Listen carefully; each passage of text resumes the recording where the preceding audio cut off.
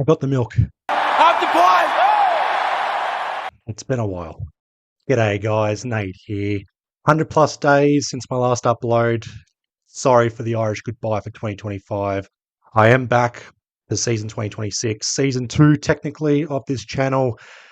Hopefully, things are back to normal. It's going to take a bit of time just to get used to things. I am using a new editor. Even though things haven't changed in terms of the background or the camera or the microphone, that will occur. It will improve. Just watch this space. Watch this space. I'm back. Watch this space. I love saying that. I'm just going to keep saying it.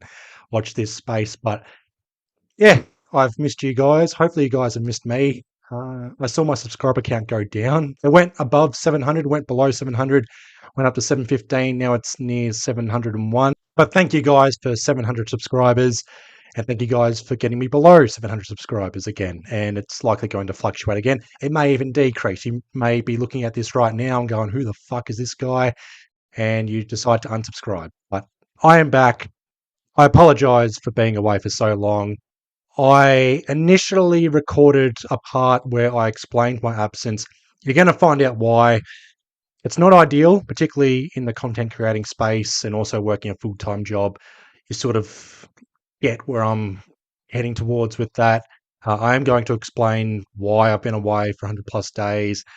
I need to have that closure for me personally and also to explain to you guys as well. Full transparency why I've been away and hopefully a life lesson as well for you guys. And for me, definitely, I've learned a life lesson in the past 100 days.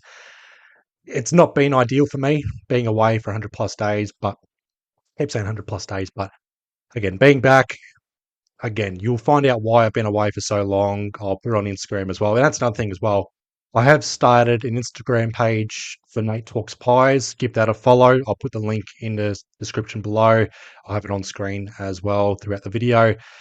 2 posts already just explaining my return for 2026. Also, just random Collingwood gifts and items I've got around the house. So give that a follow, give it a like, subscribe to my channel if you haven't already. The usual shit, but I'm not going to say like and subscribe and all that. Just if you guys are new or if you guys are returning, just stick around, please. Hope you guys stick around. Big things are coming for the channel. Big things are coming for me as well in 2026. With that out of the way, though, I'm getting straight into the Collingwood 2026 season preview. So my last upload was October 22nd. It was the final list changes in terms of certain players out of contract. We had another round of delistings at the time, and then we had the last batch of players staying on at Collingwood, having extensions, and that was pretty much it up until the draft. Basically, I'm going to cover what I've missed in the past 100 days, excluding preseason training and whatnot. I'll have another video throughout the week just talking about preseason murmurs and who's training the house down, expected or predicted best 23, as well as the upcoming fixture, particularly the State of Origin intra-club game next week. That's going to be occurring on Friday the 13th. An unsanctioned preseason game against GWS and also a proper preseason game against North Melbourne. I'll have the dates listed later on the video. So who has left Collingwood? Charlie Dean, Ash Johnson and Oleg Markov all being delisted. I've grown a mustache because of Oleg Markov. I want to dedicate this to him for 2026. He hasn't died, but growing the mustache, it's not dark. I apologise for that. You got to blame my grandma for that, for being half Irish. So get used to it. I'll grow my hair out as well. I have an ugly look throughout 2026, so heads up there. But in terms of our list changes, Charlie Dean, Ash Johnson, Oleg Markov being delisted, Brody Mychek traded to Melbourne, Will Hoskin-Elliott retiring, Tom Mitchell retiring. It was initially a delisting for Tom Mitchell, but in recent weeks he has announced his AFL retirement. I'm going to count this as a retirement for Tom Mitchell. Wishing Tom Mitchell all the best. Finn McRae was delisted. He's now being picked up at West Coast on the rookie list, and Mason Cox being delisted as well, but he's now at Fremantle. So looking forward to facing Fremantle. And also for anti-Collingwood supporters, all of a sudden they can support Mason Cox out of nowhere. You can see from the outs, we've got quite a few players over the age of 30. They had to move on. It's not going to be one full swoop in terms of these aging players leaving. As you can see, Oleg Markov, Brody Mychek, Hoskin-Elliott, Tom Mitchell, Mason Cox, all 30 or above, or approaching 30 or above. Mason Cox, 35. We had to make these decisions. Brody Mychek being traded. We got some value out of that with a trade there. Could have been a delisted free agent or just an overall free agent, but thankfully we got something for Brody Mychek. And basically, we've replaced Brody Mychek with Jack Buller. Now, granted, it's not like for like. We need to see a lot more from Jack Buller, even though he kicked a goal a game at Sydney before he ended up here.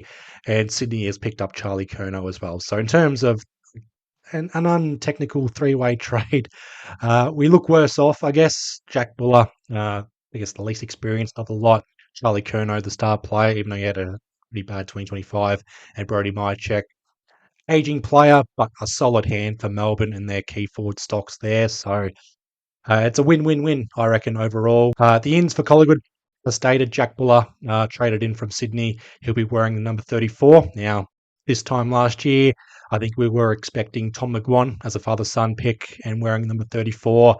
Not to be, unfortunately, for Tom McGuan, and for Tom McGuan not being picked up in pre-season as well.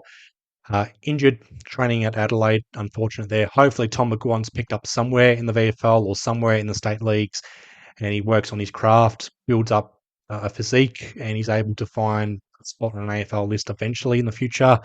Wishing Tom McGuan all the best there. But Jack Buller wearing number 34. And then the drafts. I was hoping to cover the draft, but I'll explain why in another video. But Ty Prindable, in terms of the draftees, Ty Prindable, pick 32. He'll be wearing number 18. A Lions Academy player. So advice for every other team in the AFL. Brisbane, back-to-back premiers. They've got academy players and father-son picks in the top 10. You've got to pick up these players outside the first round. So we've done the right thing here with Ty Prindable. He looks the goods. I've got Brisbane Lions supporter mates who have said nothing but good things about Ty Prindable. He's a very good ball user. We can call him Ty Pendlebury, I guess. What a shit joke. Apologies for that. Ty Prindable could very well debut opening round. Sam Swadling, pick 37. He'll wear the number 32. He's an accumulator out of WA.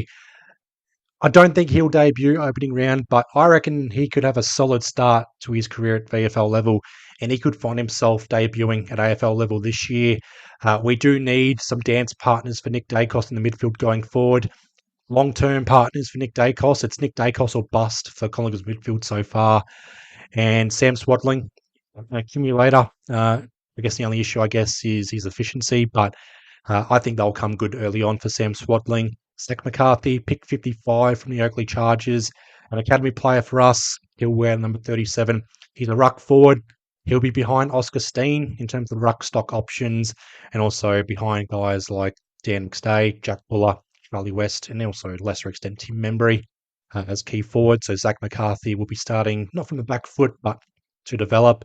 He's not someone that's going to dominate games. He's been likened to like a mini Sam Darcy in terms of just he's lanky and also his potential. He's not going to be Sam Darcy good or Buddy Franklin good or anything like that, but a solid pickup, ruck forward, and pick 55 as well. It's almost a steal. We did not pick up, or we didn't use a bundle of picks for Zach McCarthy. We just straight up used pick 55 for him. I like it that way. I don't like teams having a bunch of picks for one player in the draft, so may as well get him while he's available.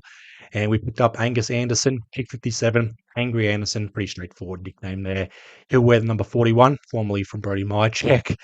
Angus Anderson, mature age pick, 22, 23 years old. I have to double check that, but he was in the same draft year as Matthias Filippo. I say that because I remember Collingwood first using a picture of Angus Anderson, and it was from his draft year, of all things, playing alongside Matthias Filippo. So Angus Anderson from the Sandful, he was best on ground in the Sandful Grand Final, so he's a big-time player, I guess, and almost like a mini Lockie Sullivan type player, mature age pick, slightly younger, clearly. Inside mid, can play up forward. Angus Anderson will take a bit of time in the VFL. I'll speak about the VFL as well, because my goodness, the VFL. Talk about being chips in or all in there for the VFL, but Angus Anderson, the final draftee for the national draft. And lastly, we picked up Jai Saxena in the rookie draft, category B rookie, so he's out of contract this year. Again, I'll talk about our out of contract players 2026. Jai Saxena will wear number 43 this year, formerly Charlie Dean's number. With Bobby Hill's absence in 2026 and most likely for the entire season, unfortunately, we need some pace up forward. Will Hayes will provide that, but Jai Saxena will also be able to provide that. Harvey Harrison returning this year. Reece McInnes returning this year, whether he's playing as a key defender or if he returns to playing up forward and having 5 disposals and kicking 2 or 3 goals a game. It's all I watch this space, but things are looking good for the youngsters. It's not what I expected in terms of the draft and who we picked up, but I do like the characteristics and the qualities and the traits involved for Prindable. Efficiency by foot. He may start across half-back in his debut game, swaddling inside mid or accumulator. Zach McCarthy, ruck forward. Angus Anderson, mature age pick. Jai Saxena, speedy forward, goes up the ground a bit as well. Almost a more clean version of Will Hayes, if that's a thing to say. I do expect Jack Buller to debut opening round. We've got a history of trading in players and they debut straight away for Collingwood. And possibly Ty Prindable debuting as well. Now, to remind everyone as well, there's no sub in 2026, but coaches are expected to use an impromptu sub, meaning don't be surprised if we see players only play for a quarter or 2 quarters, or I expect 60% game time from quite a few players on the bench.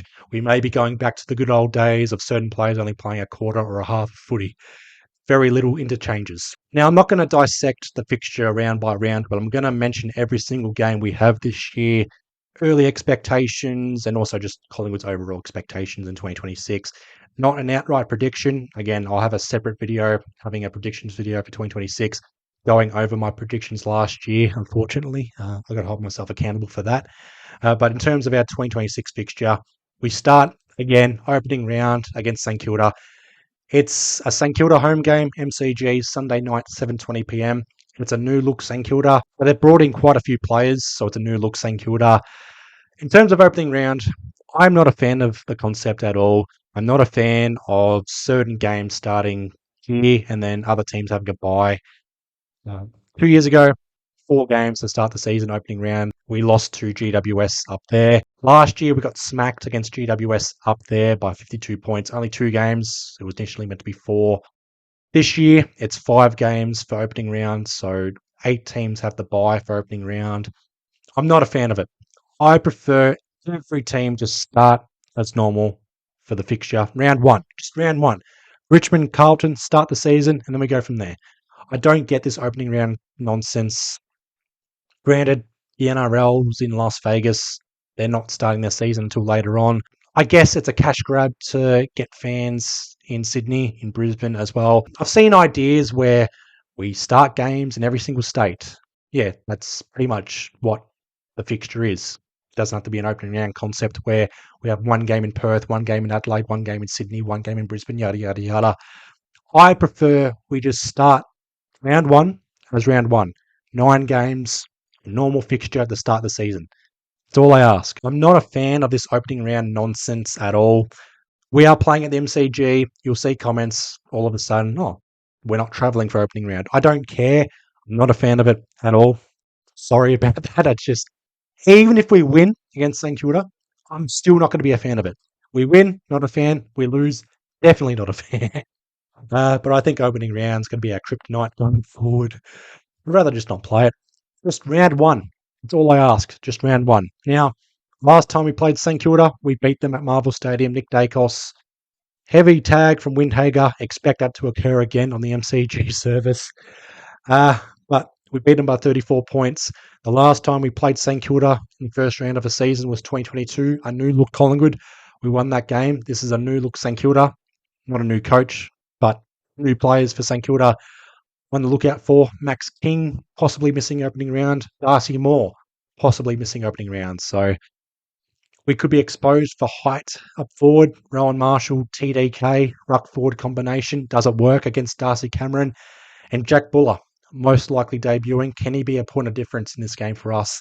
But I'm looking forward to opening round. If not the opening round concept, but our first game of the season against St Kilda. Next round, round 1.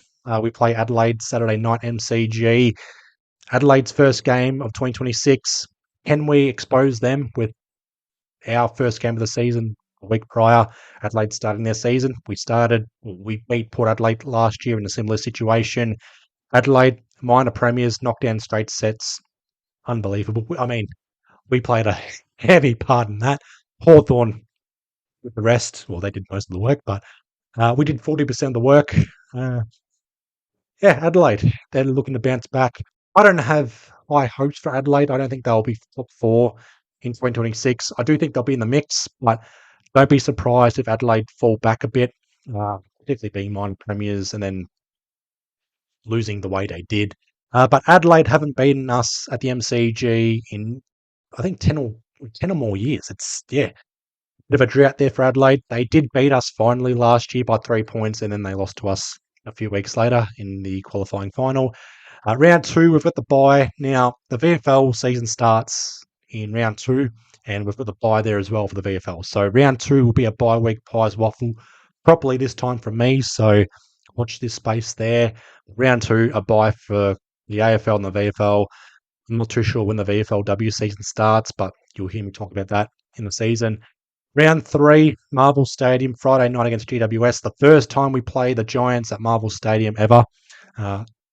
Preferably like this as well, because the Giants, they don't have a big fan base, let's be honest. So may as well just cram it into Marvel Stadium. And hopefully it's not an issue getting out of Marvel Stadium as well. Not a fan of Marvel Stadium after last year's injuries piling up there, but this game will be very important for how we set the tone for 2026. We've got 2 games before the bye. Hopefully we're to win, or 2 before the bye. But the Giants, this game, our 3rd game of the season, massive in terms of how we set the tone, and also for how the Giants set the tone as well. But that's Friday night, 7:40 p.m. Saturday night, 7:35 p.m. for round 1, or our second game.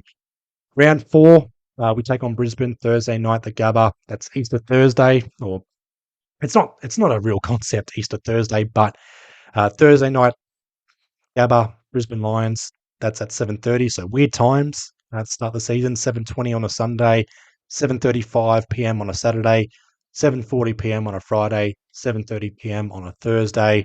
The reigning, defending, undisputed premiers, they've beaten us the last 2 times. The last time we played at the Gabba, we beat them by 52 points. That set the tone for our season. Brisbane were able to bounce back then, but it's a new look Brisbane as well. They're looking to win their first ever minor premiership, and they're looking to go back to back to back for the second time in their history. We've got to try and stop this once and for all. Us and everyone else in the competition, we've got to try and stop it. Big game here. We have to start well before we play Brisbane, so I'm not expecting a win against Brisbane here, but we've got to start the season well. Otherwise, we could be up shit creek without a paddle. Round 5, gather round April 10th, Friday night, Adelaide Oval. We take on Fremantle. We are 3 for 3 in gather round. We take on Freo. If they're wearing the stealth jumper, we could be screwed, but Adelaide Oval is our home away from home. Freo, they don't like Adelaide Oval too much in terms of the history there.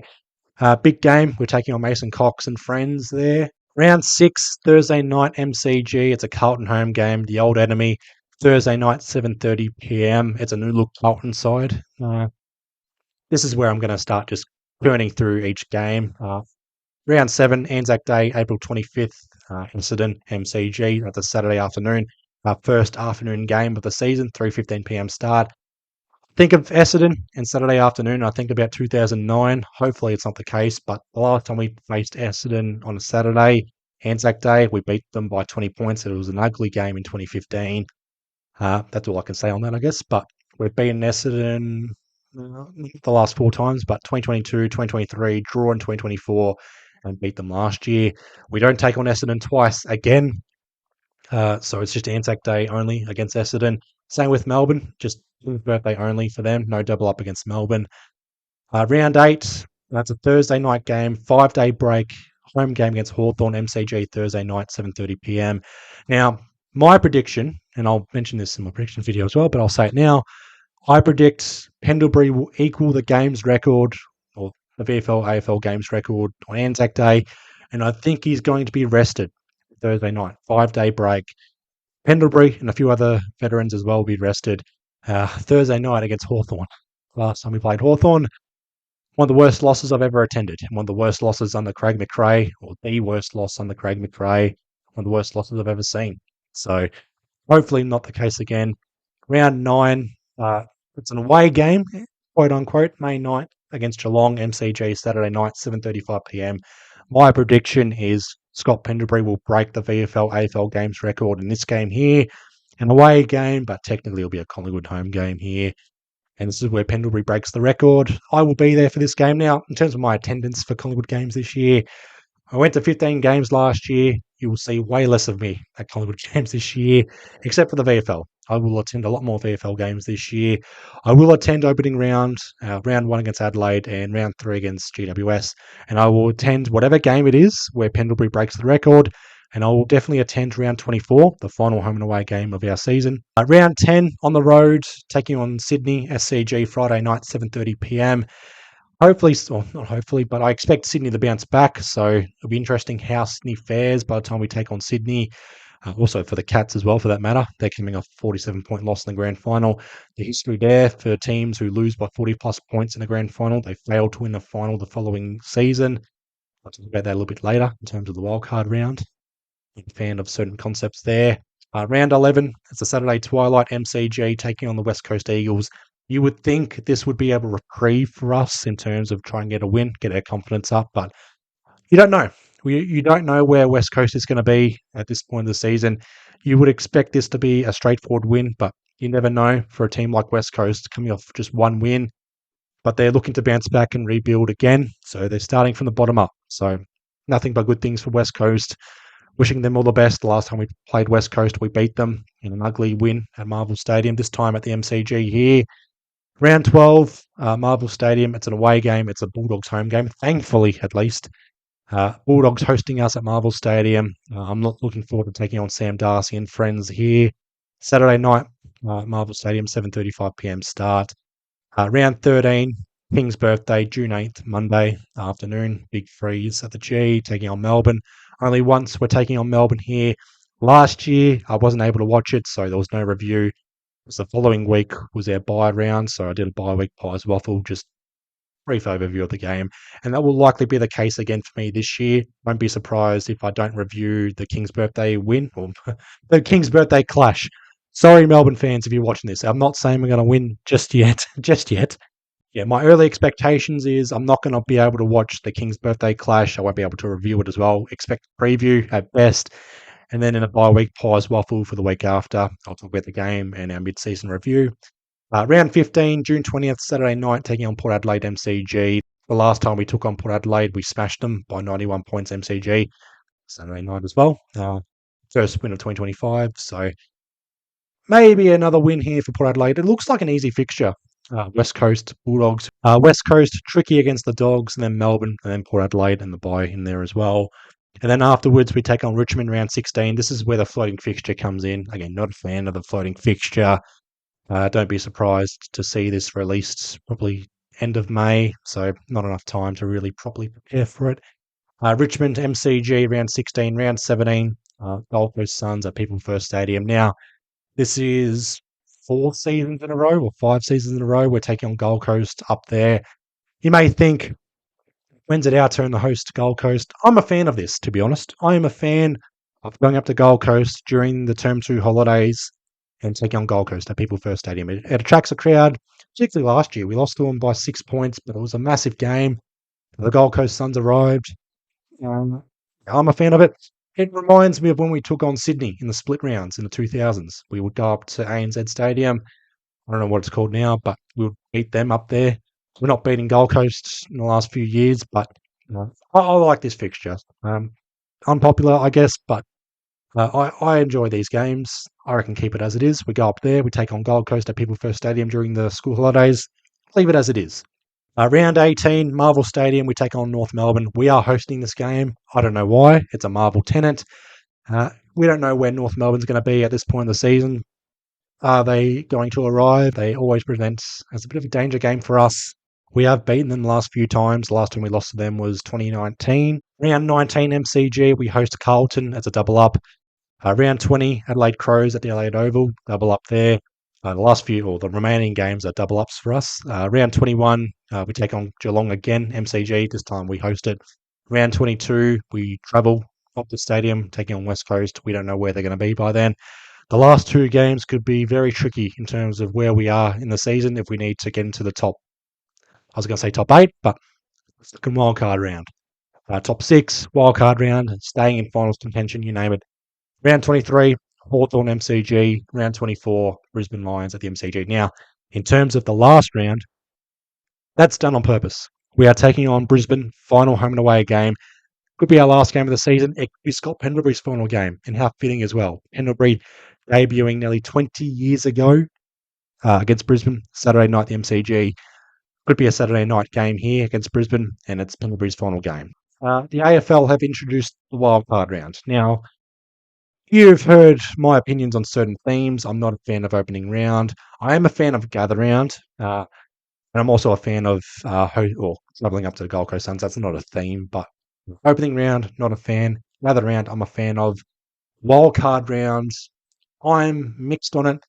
I'm a fan of it in the VFL, and you can look at previous seasons. There's going to be seasons throughout the future where 7th v 10th is going to be a whitewash. 8th v 9th may not be as close.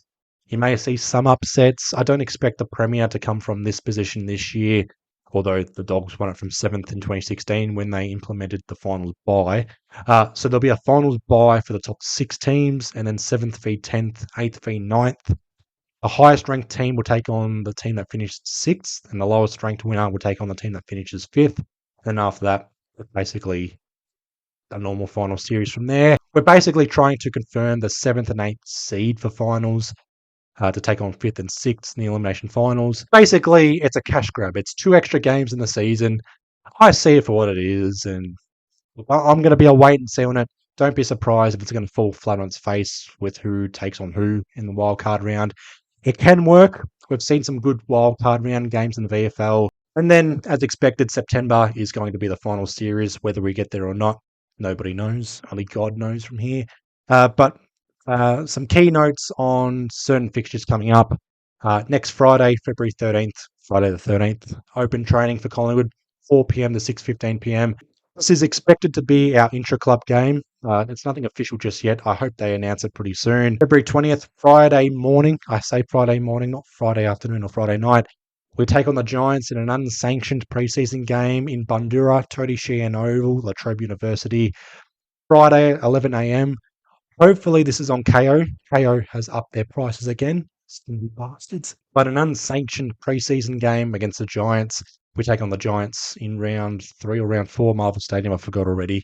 And then March 1st, an official preseason game against North Melbourne. That's at Mars Stadium. Sunday afternoon, 3:10 p.m. Under construction, so it's a sellout by default. There's going to be about 4,000 or 5,000 people there, maybe a little bit more. But Sunday afternoon game, and then 7 days afterwards is our opening round game against St Kilda. So that's the fixture for Collingwood. Doesn't look as tough compared to last season. I've seen some complaints about it, but maybe in hindsight, it becomes a difficult draw or a difficult fixture. I thought in hindsight last year, our fixture was a little bit difficult. Adelaide, minor premiers, double up against Hawthorn, top 4 technically. Brisbane Lions, double up. They won the fucking premiership. Who were the others? It was Melbourne twice. We beat them twice. Freo twice, split the wins. Carlton twice, we smashed them twice. But in terms of our double ups here, Carlton, Adelaide, Geelong, West Coast, Hawthorn, Brisbane. I expect at least 2 to make the top 6. Geelong possibly bounce back. Adelaide possibly bounce back. West Coast, we don't know. Carlton, we don't know. Carlton could be anything this year, so watch this space. But maybe in hindsight, it's a difficult draw. But we start the season with quite a few primetime games, the occasional afternoon game, Saturday twilight involved as well. And then who knows? Who knows where we're at by round 10, round 11, where they could put us on Sunday afternoon death slots if we're not playing well. It looks like a good fixture early on. Hopefully we're in the top 6 or somewhere around that mark by the time we take on teams like West Coast, the Dogs, Melbourne, Port Adelaide, Richmond, North Melbourne. It looks like a good run in the middle part of the season. So we've got to cash in on this.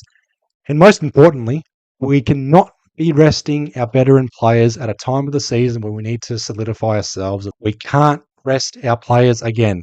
We cannot disrupt our rhythm, our chemistry, our momentum like that again. Just please.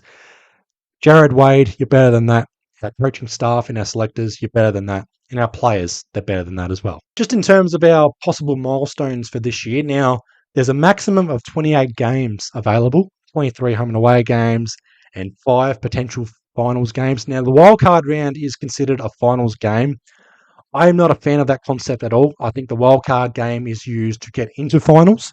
So for that to count as a finals win, Essendon could win a wildcard game, and that counts towards breaking their finals drought. I will not count that at all. But I'm digressing. Possible milestone games for this year for Collingwood, 28 games on the table. So every possible milestone here within that 28 game range for this year, and I'll tell you if it's going to occur most likely or not. We'll start from the top. Scott Pendlebury, he'll most likely or definitely break the VFL AFL games record. He has the possibility to play 450 games or get to 450 by playing 25 games. I think that's very unlikely. I think he'll be rested quite a few times. And I also don't think we'll go as far compared to last season. Pendlebury, he'll break the record, but I don't think he'll get the 450. Jack Crisp, 274 games, possibly playing 300 if he plays 26 games this year. Again, I don't think we'll play 26 games this year. And I also think Jack Crisp will finally miss a game. So that's my early prediction there. So I don't think Jack Crisp will get to 300 this year. Maybe next year, but I'll talk more about Jack Crisp a little bit later. Braden Maynard, 21 games away from getting the 250. He did miss a month of footy last year with the foot. Is he banged up? We don't know. We will find out. I think he'll get the 300 for Collingwood. And I also think he'll get the 250 this year. So that's my early big call there. I reckon he'll play 21 games of a possible 23 or more to get the 250. So I reckon Maynard or Braz will get there. Dan McStay, 2 games away from 200. Pretty straightforward. He'll get there. Darcy Moore, 5 games away from 200. I think he'll get there. I think he'll definitely get there unless there's a major injury. He may possibly miss opening round, by the way. So a bit delayed there. Dan Houston, 11 games from 200. I think he'll get there. Unless there's a major injury, he'll definitely get there. He may get there against Port Adelaide. So he may miss a few games by then. Jordan De Goey, 18 games away from 200. I don't think he'll get the 200. That's my prediction. I don't think he gets a 200. I think questions will be asked on Jordan De Goey. Sorry about that. Jordan De Goey, by the way, congratulations. He became a father in the off-season. It's a new and mature Jordan De Goey. Hopefully his body's right. There's no injury report so far for Jordan De Goey, so ticking the boxes. Hopefully he starts the season well. We need a fit and firing Jordan De Goey if we're going to be any chance of making the top 6. Lipinski, 9 games away from 150, should get there. Waynor, 17 games away from 150, he should get there. Lockie Schultz, 24 games away from 150, unlikely or very unlikely to get there. Bo McCreary, 4 games away from 100, he should get there. Possibly delayed, but he'll get there. Nick Dacos, 5 games away from 100, he'll get there. And the glaze will be so delicious for that one. Oh, man. Billy Frampton, 26 games away from 100.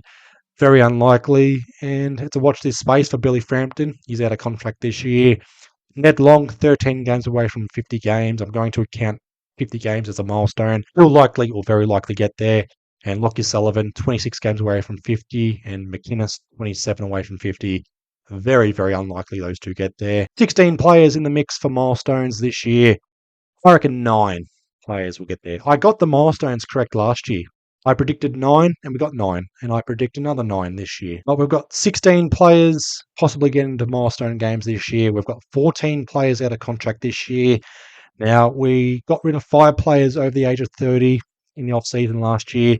We've got 5 players this year over the age of 30 out of contract at the end of 2026.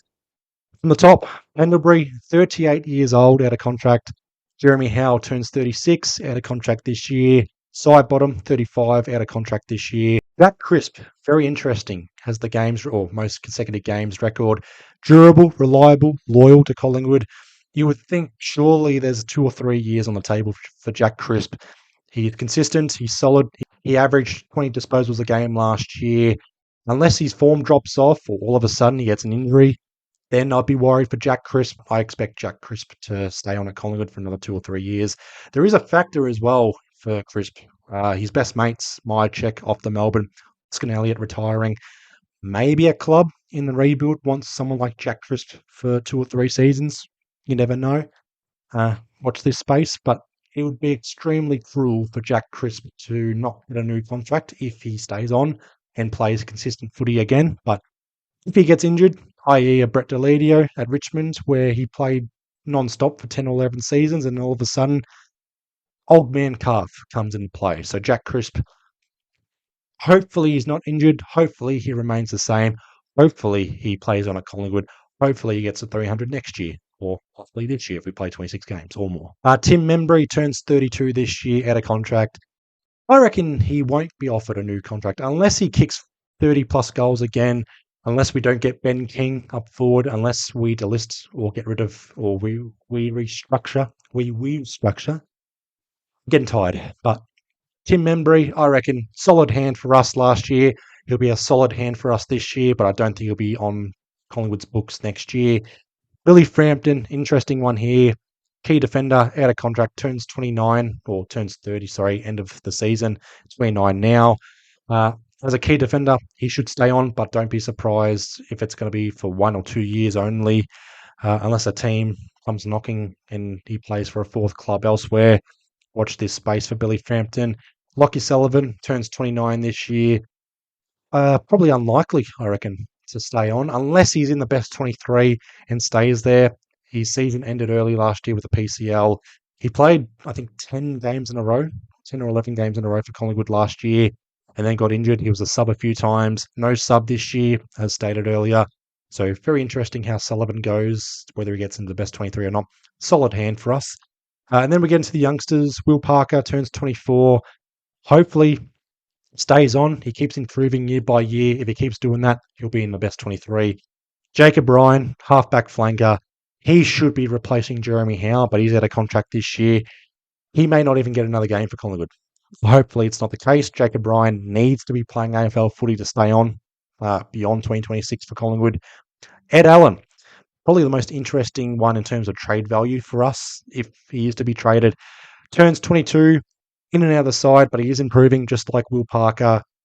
Hopefully gets more midfield minutes. We need some dance partners for Nick Dacos in the middle, but Ed Allen, he'll have interest back in WA. He may have interest from other clubs in Victoria as well if they need some midfield depth or if they need midfielders. He may improve this year and decide, you know what, I want a new look. I want to play for someone else. Ed Allen, I like the look of him. He's a good player. He's a solid contributor for us. Just needs to continue improving on his defensive game. He's a good ball user, particularly out of halfback. I'd prefer him more in the midfield, going inside 50. He's too good for the VFL, not good enough for the AFL. He's pretty much playing the Finn McRae role. Smith, Howes, Cochrane haven't played AFL level just yet. Smith being trialled down back. Noah Howes in the preseason being trialled down back. And Joel Cochrane putting on size as a key defender. 195 centimetres. Played more up the ground than the VFL last year, Joel Cochrane, but he's put on size. Hopefully Joel Cochrane can come on as a key defender because we need it. Darcy Moore injured. Jeremy Howe banged up. He's also old. Billy Frampton, it's not our long-term solution, so we start to worry about a key defender or key defending depth. And Joel Cochrane coming on. Hopefully gets a debut next year at the AFL level.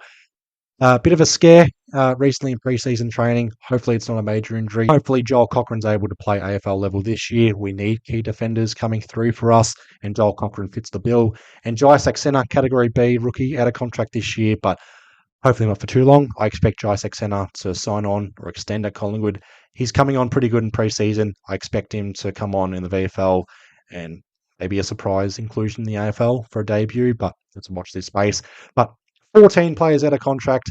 I expect 7 players to not play on in 2026 or beyond. That includes retirees, big calls on player contracts, the listings, and maybe some trades as well. But we'll find out a little bit more. We'll be a lot clearer in terms of players staying on or players leaving later on the season. There'll be interest for certain players. It's all to watch this space, yada, yada, yada. You get the picture. But I just wanted to finish this season preview talking about the VFL. You want to talk about being chips in or all in for a premiership. I look at these inclusions and I look at a team that can contest for a premiership in the VFL. We don't have a lot of success at VFL level. Previously under the Williamstown banner or aligned with them, there's been some major signings for Collingwood in recent weeks and also in the off-season. But we'll start from the top, and that starts with our head coach, Matthew Locken, former Collingwood player, replacing Andy Odden as our VFL coach for season 2026. Dyson Heppel is going to be an assistant coach for Collingwood in 2026. Does he play a VFL for us in 2026? That is a watch this space, but it makes our team look so much better than it does already for these inclusions. I'm going to go one by one. 3 former North Melbourne players, Will Phillips, former pick 3. Eddie Ford, Bryn Teakle. Going to be interesting how that works with Oscar Steen and Bryn Teakle in the ruck. If Oscar Steen or if Bryn Teakle goes past Oscar Steen in the ruck in the VFL, could be a bit of trouble for Oscar Steen in terms of making his AFL debut. Oscar Steen's going to be our second best ruck by default in the AFL behind Darcy Cameron. He's a mini Darcy Cameron in terms of how he plays in the VFL. But if Bryn Teagle comes on and has a better season compared to Oscar Steen, then I get a little bit worried for our ruck depth. We've got Zach McCarthy there. Smith, if he's not playing as a key defender. But Bryn Teagle, in 2-time mid-season pickup, he could be a 3-time mid-season pickup. Not from us, maybe from someone else. We could be the team that's ransacked in terms of mid-season picks in 2026. Taj Wowoden, son of Shane Wowoden. They're listed from Melbourne. Son of Shane, obviously, but playing for Collingwood. Just love the Wowoden name at Collingwood. And what I love more is the Mullane name at Collingwood. The nephew of Darren Mullane, Zy Mullane, and a Gold Coast Academy player, wasn't drafted last year, now playing at Collingwood's VFL side. Mullane at Collingwood. I was not alive for Darren Mullane, but I'm alive to see Zy Mullane. I'm at peace in the world seeing this. Charlie McCartan, key defender, coming from Geelong's VFL side last year. He was rumoured or expected to be picked up from Collingwood in the mid-season draft last year, but we've got him in the VFL this year. He may come on and have a good season here. Could be picked up at AFL level. He's the brother of Tom McCartan and Paddy McCartan. Oscar Falkhead, coming from North Adelaide Sandford side. He was on the Gold Coast Suns AFL list for a few seasons, didn't get a game at AFL level. I've seen the name a few times playing career mode in AFL 24. So I expect things from Oscar Falkhead for Collingwood's VFL side. Xavier Ma, also from North Adelaide Sandford side. Robert Varco from Norwood's under-18 side. The Varco name at Collingwood. What is this? Just nostalgia. Just makes my dick hard. A few other names. Hamish Collins from North Adelaide's under-18 side. Michael Lewis from Carlton's VFL side. Nick Thompson from the Bendigo Pioneers, undrafted. Messiah Landy from the Eastern Rangers, undrafted. Rod Ali, Eastern Rangers, undrafted. Now, Rod Ali rings a bell to you guys because he played 2 games for the VFL side last year as an under-20s player, or the extra man. In our last pickups in the VFL, Ed Perryman from Laverton, Ovens and Murray League, obviously the brother of Harry Perryman, and Xavier Laverty from the Wangaratta Magpies, 20 years old. If that rings a bell, the Wangaratta Magpies. Joe Richards was picked up as a mature age recruit in the draft from the Wangaratta Magpies from the suggestion of Ben Reid. 15 new players plus Rod Ali and a new coach, keeping some players as well. This team in the VFL for Collingwood, it looks like a team that have players picked up in the mid-season draft, so that will play a part, but it looks so exciting at VFL level. So I will attend a few more VFL games next year or 2026. Our first game will likely be against GWS. Could be a double header on a Friday, or we play them on a Saturday morning at Victoria Park or somewhere else. Most likely, it's all a watch this space. But I wanted to talk about the VFL because the inclusions, they look so good, so bloody good. Matthew Locken, former Collingwood player, he's a boy. When I say boy, he played under 100 games, so he's a niche name. But I like the look of this VFL side, and I'm looking forward to seeing how they perform in 2026. And also, just as well, like our best 23. I'll have another video what I predict will be our best 23, but you've got these inclusions, and then you've got our depth, and you combine that together in the VFL, good things are going to happen. Good things are going to happen. Good things. Good things are going to happen. But I think I'm going to wrap this season preview video here. It's not fully in depth. I have a few other videos lined up talking more about our upcoming season, our predicted best 23, expectations. I haven't even talked about expectations. A prediction video for 2026 for us, looking at the team, certain players. Hopefully you guys enjoyed this first video back for me in 2026. Again, discussing season preview, our ins, our outs, our fixture, out of contract players, certain milestones coming up, and also our VFL side. Certain videos going over upcoming games in the preseason, expectations, and I'll also have a video coming up in a few days explaining my absence because I want to make this video not just for myself, but for others watching, if they want to start a YouTube channel or get involved in content creating, or just if anyone's been in my shoes before. But I'll reveal a lot more about this in a few days. That is all for this video. Thank you guys so much if you guys got to this point in the video. It's all time-stamped. I'm tired. I'm stressed. I'm fatigued. First video back. Feels like I got cramps in terms of content creating or making videos, but I'll leave you guys all to it. Thank you guys for watching. Make sure you guys like the video. Subscribe if you're not already. Leave a comment, your thoughts on the season preview, expectations, predictions. I will be interacting with you guys once again in the comments section. I'll love heart every single comment I see, and I will grow a thick skin for any dissenting opinions as well. Just my personal goal for 2026. Like the video, subscribe, comment, do whatever you want. I'll leave you guys all to it. Thank you guys, and I'll see you guys in the next one.